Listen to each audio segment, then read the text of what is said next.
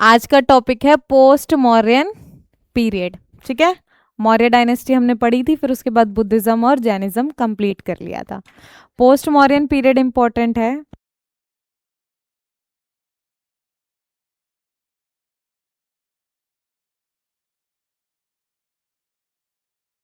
ठीक है, चलो। पोस्ट मौर्यन पीरियड का टाइम लाइन है, मतलब जैसे मौर्य के टाइम पे स्ट्रॉन्ग पावर थी या वीक पावर थी? मौर्याज स्ट्रॉन्ग थी ना। जब भी पावर स्ट्रॉन्ग होती है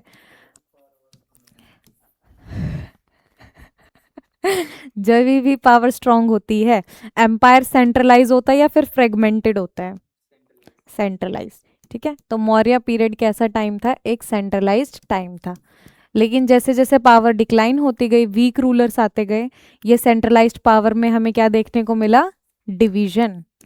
छोटे छोटे बहुत सारे किंगडम्स नॉर्थ इंडिया में क्या होने लग गए? अराइज होने लग जाते हैं, फ्रेगमेंट्स होती हैं। ठीक है, तो पोस्ट मौर्यन पीरियड में हमें कोई भी एक स्ट्रॉन्ग राजा नहीं दिखता, बहुत सारी छोटी छोटी छोटी डायनेस्टीज दिखती हैं।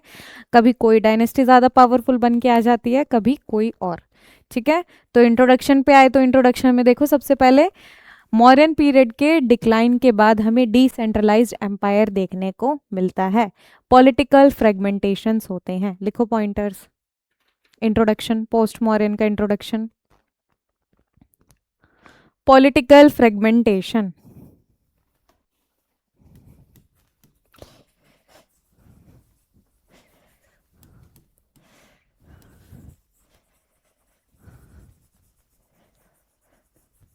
पॉलिटिकल फ्रेगमेंटेशन मतलब कि डिसेंट्रलाइजेशन होने लग रहा है।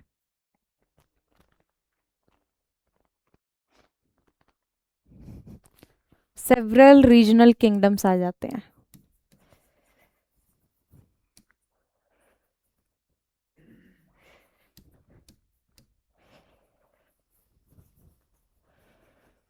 एग्जाम्पल, सातवाहनास,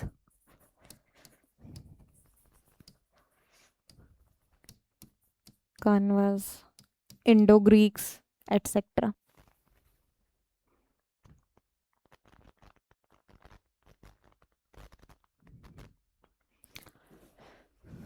बहुत सारे रीजनल किंगडम्स आने लग गए तो हमें क्या दिखेगा? Cultural fusion. क्या मतलब है इसका? फ्यूजन का बहुत सारे कल्चर मिक्स हो जाएंगे, फ्यूजन का मतलब, जिसको बोलते हैं मिक्स्ड पॉट।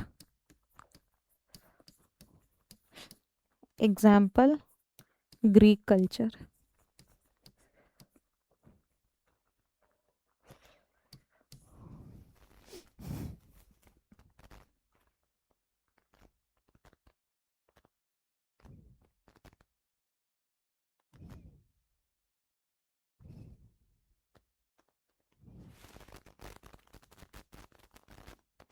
रिलीजियस डाइवर्सिटी देखने को मिलेगी। कोई राजा है जो बुद्धिज्म फॉलो करेगा, कोई है जो जैनिज्म, कोई है जो ब्राह्मणिज्म को। तो हमें रिलीजियस डाइवर्सिटी देखने को मिलेगी।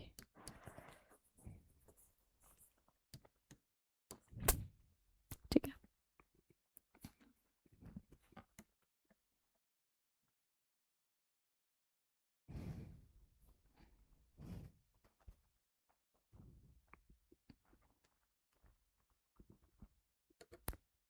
सबसे पहली जो पोस्ट मॉडर्न डायनेस्टी हम देखते हैं वो है शुंगा डायनेस्टी। ठीक है, स्टार्ट करें। शुंगा डायनेस्टी के फाउंडर है, कौन है फाउंडर? क्या नाम है फाउंडर का? Shunga, very good, Pushyamitra Shunga founder है।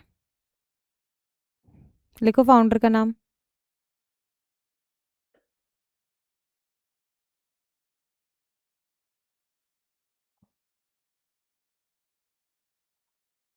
बुक में है फाउंडर। और इन्होंने किसको मार के पावर हासिल की? पुष्यमित्र शुंगा ने लास्ट मॉडर्न रूलर जिसका नाम है बृहद्रथ। ठीक है, बृहद्रथ को मार के इन्होंने क्या है, मौर्यन एम्पायर खत्म किया और अपनी एक नई डायनेस्टी शुरू की जिसका नाम है शुंगा डायनेस्टी। ठीक है, सेनापति थे ये बृहद्रथ के, क्या थे? कमांडर इन चीफ या फिर सेनापति। तो जब देखा इन्होंने कि किंग वीक है तो खुद ही अपनी पावर को कंट्रोल कर लिया।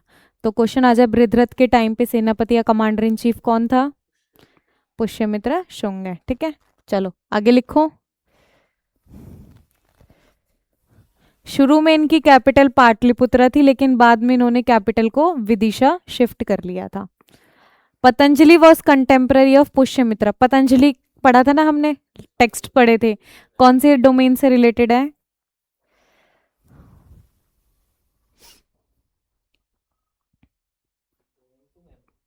किस चीज के ऊपर काम किया था पतंजलि ने? योगिक एंड ग्रामर। ठीक है, कहां तक राज फैला हुआ था पुष्यमित्र शुंग का? साउथ तक। ठीक है, साउथ में कहा? नर्मदा रिवर तक। और इनकी इंपॉर्टेंट सिटीज आती है पाटलिपुत्र, अयोध्या और विदिशा। स्टार्टिंग में कैपिटल क्या थी? पाटलिपुत्र, लेकिन शिफ्ट कहाँ कर लेते हैं कैपिटल को? विदिशा में। अंडरलाइन कर लिया? गुड मॉर्निंग बेटा। He was succeeded by Agnimitra. Agnimitra का मतलब, सक्सीडेड का मतलब क्या होता है? हाँ, पुष्यमित्र के बाद जो उनका आगे आने वाला नेक्स्ट जनरेशन थी वो थी अग्निमित्र। कालिदास, कालिदास की एक बुक है जिसका नाम है मालविका अग्निमित्रम। तो मालविका अग्निमित्रम के हीरो है कौन? अग्निमित्र। और अग्निमित्र कौन है? हाँ, नेक्स्ट जनरेशन है। फिफ्थ किंग कौन है? भागभद्र है। और इनके टाइम पे हेलियोडोरस है, एक ग्रीक एम्बेसडर, वो विजिट करने आता है। फेमस बुक जो हिंदू लॉ के ऊपर है, मनुस्मृति, वो भी किसके टाइम पे कंपाइल हुई है? शुंगास के टाइम पे कंपाइल हुई है। This period saw revival of Bhagavatism. Bhagavatism मतलब हिंदुइज्म। ठीक है, अब देखो मौर्य डायनेस्टी कौन से रिलीजन की तरफ अट्रैक्ट होने लग गई थी? बुद्धिज्म एंड जैनिज्म की तरफ।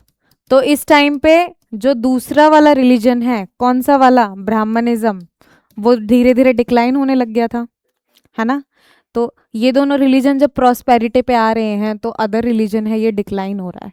तो क्या है? शुंगा हिंदू है, उन्होंने देखा भाई ये फॉलो करने वाले रूलर वीक हो गए हैं, तो उन्होंने इनको खत्म किया और अपना रिलीजन को प्रमोट करना शुरू कर दिया। तो शुंगा डायनेस्टी के टाइम पे कौन सा रिलीजन ग्रो कर रहा है? ब्राह्मणिज्म ग्रो कर रहा है। ठीक है, लिख लो भागवतिज्म ब्राह्मणिज्म स्लैश डाल के।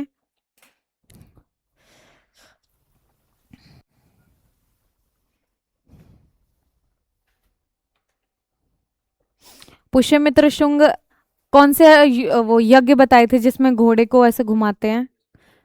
क्या नाम था उस यज्ञ का?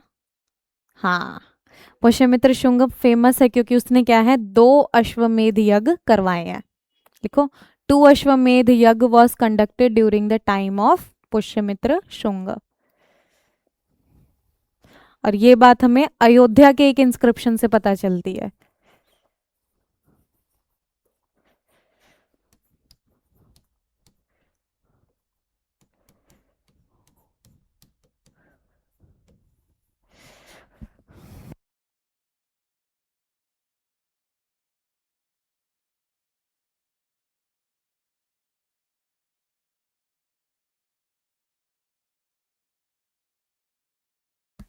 ठीक है, अग्निमित्र की खास बात क्या है? मालविका अग्निमित्रम जो कालिदास की बुक है उसके हीरो हैं।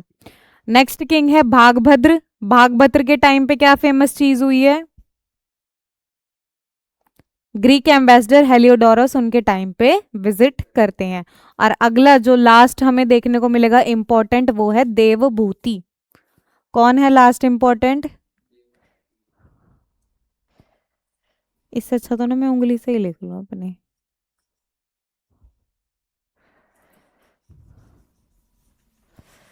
लास्ट इंपॉर्टेंट रूलर है देवभूति। भाई अभी अभी एक हत्या हुई है तो फिर आ गया यहाँ पे, डर नहीं है तुम्हें? लिखो, देवभूति लास्ट शुंग रूलर है। और देवभूति को मारने वाले उन्हीं के ही एक मिनिस्टर है जिसका नाम है वासुमित्र। तो मतलब जब दिखता है किंग वीक हो रहा है, उन्हीं के ही ऑफिशियल्स, उन्हीं के ही मिनिस्टर क्या कर रहे हैं? उनको मार देते हैं। देवभूति को मारने वाले मिनिस्टर है वासुदेव कण्व। लिख लिया ये देवभूति नाम? ये रहा, वासुदेव कान्व, और अपनी डायनेस्टी शुरू करते हैं कन्वा डायनेस्टी। ठीक है, तो अब पोस्ट मौर्यन, मौर्यन के बाद सबसे पहले कौन सी वाली डायनेस्टी आई? अच्छा, हाँ, शुंग डायनेस्टी आई। शुंग के बाद कौन सी आएगी? कन्व डायनेस्टी।